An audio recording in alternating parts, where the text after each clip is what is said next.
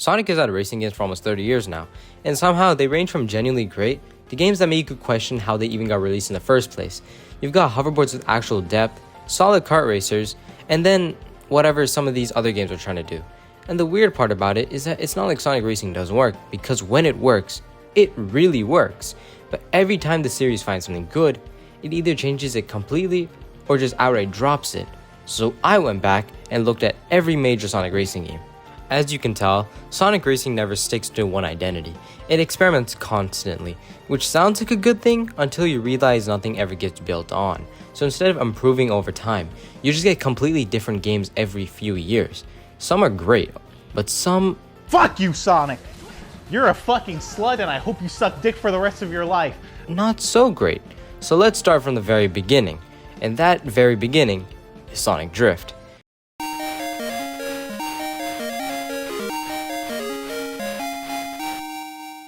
And going back to this now, yeah, it's rough. I get that it's on the Game Gear, so expectations should definitely be a lot lower, but even then, it just doesn't feel good to play. You know, the controls are very stiff, drifting feels unresponsive, and tracks are so simple that they start blending together almost immediately. And the biggest issue about it all is that it doesn't feel fast, which is kind of a huge problem for a Sonic game. You know, you're supposed to feel speed, momentum, quick reactions, but here it is, just feels like you're slowly sliding around, and honestly feels more like a test build than a finished game. Like, this is something you'd expect them to improve before releasing, but instead, this is where Sonic Racing starts. And then there's Sonic Drift 2.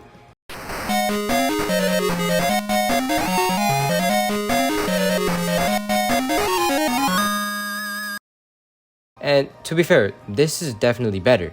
There's more content, better track variety, and controls are a bit smoother. It actually feels like they try to fix the first game, but at the same time, it's just not that interesting. You can play it for a little while and it's fine, I guess, but there's nothing that really pulls you in. No standout mechanics, no memorable moments, it's just there. So while it improves things, it still doesn't feel like Sonic Racing has found its identity yet. And then in 1997, we got Sonic R.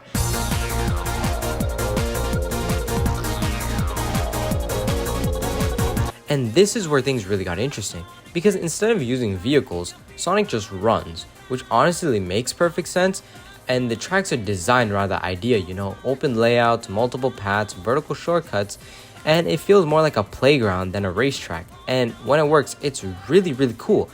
But then you try to control it, and that's where everything starts to fall apart, because the movement is way too slippery. You try to turn slightly and suddenly you're drifting across half the map.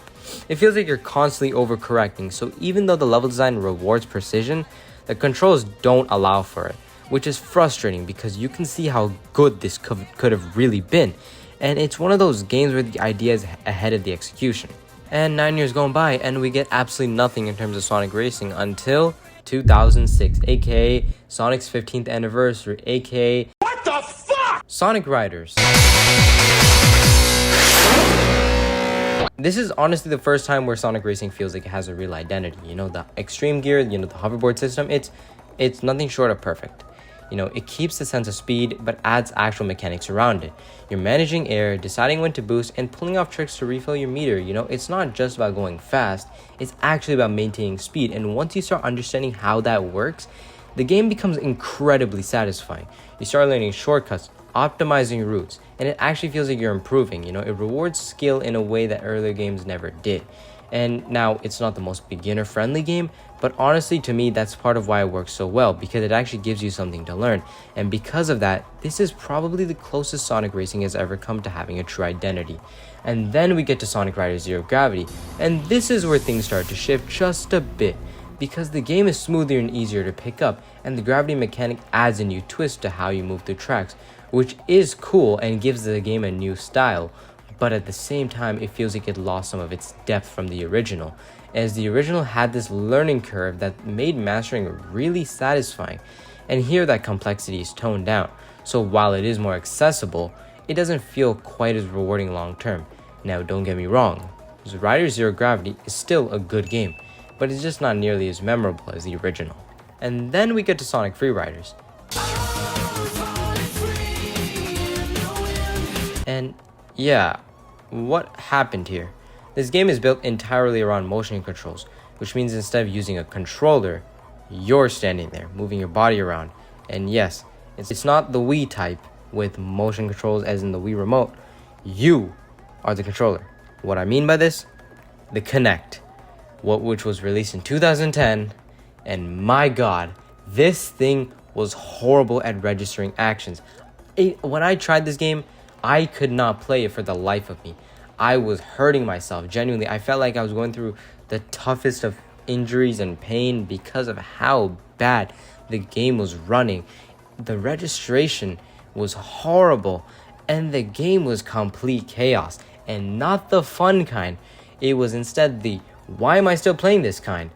And to me, this game should have been the game that built on Riders, and honestly could have been really solid if you could actually use a controller, but instead you used your body. And in my opinion, that is what ended not only this game, but the Rider series as a whole. Now, after that abomination that is Sonic Free Riders, we didn't get anything until a couple months after. Sonic and Sega All-Stars Racing. Sonic and Sega All-Stars Racing! Yeah, it's a complete reset. Full car racing, and yeah, well, it's obviously inspired by Mario Kart. But honestly, it works.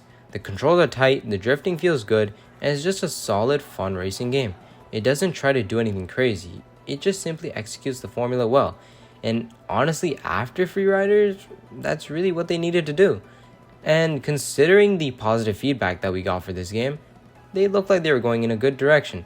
And then, 3 years later, came Sonic and All-Stars Racing Transformed. And yeah, this is the best Sonic racing game, easily. The transforming mechanic adds so much variety. You're switching between land, air, and water, and it keeps everything dynamic, it never feels repetitive, and this is what happens when Sonic Racing actually builds on a good idea.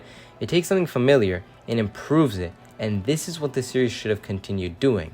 And then we got Team Sonic Racing, and this one is just kinda disappointing. The team mechanic sounds cool on paper, but they don't feel as impactful as they should, and compared to Transformed, it just feels smaller. First of all, what the fuck? Why would they remove the one thing that made Transformed so fun? Like, now they just dumbed it down and made it a game by, quote, teamwork. And in my opinion, the teamwork is one of the only reasons why I stay away from this game. Honestly, the game is fun as a solo kart racing, but as a team-based game, no, I don't like it. It feels super small, it feels like they were super lazy, and considering this game was released 6 years after All-Stars Racing Transformed, I felt like this was when Sonic Team were at their laziest, and this was the end for Sumo's era. And now we got Sonic Racing Crossroads, which came out a whopping 6 years after Team Sonic Racing. And this is where things get really interesting, because the first time in a while, this doesn't feel like a reset. It feels like Sega actually looked at everything that worked before and combined it. You've got kart-style gameplay as the base. You've got elements that feel inspired from Riders, including the extreme gear, and you've got the whole crossroad mechanic, where mid-race, you were transported to a completely different environment and then brought back, which makes the races feel way more dynamic and unpredictable. And honestly, this might be the first time in a long time where Sonic Racing actually feels like it's building on itself, not replacing ideas, but combining them. And the real question is, will they actually stick with it moving forward? So yeah, Sonic Racing isn't bad. It's just wildly inconsistent. When it hits, like Riders Are Transformed, it really hits, but it never sticks with those ideas long enough to fully evolve. And maybe Crossroads is where everything finally changes. But I'm curious, what do you guys think? Riders or Transformed? Let me know. And if you enjoyed the video, make sure to subscribe. I've got more Sonic videos coming soon. Thanks for watching, and take care everybody. This is Red Swan, signing off.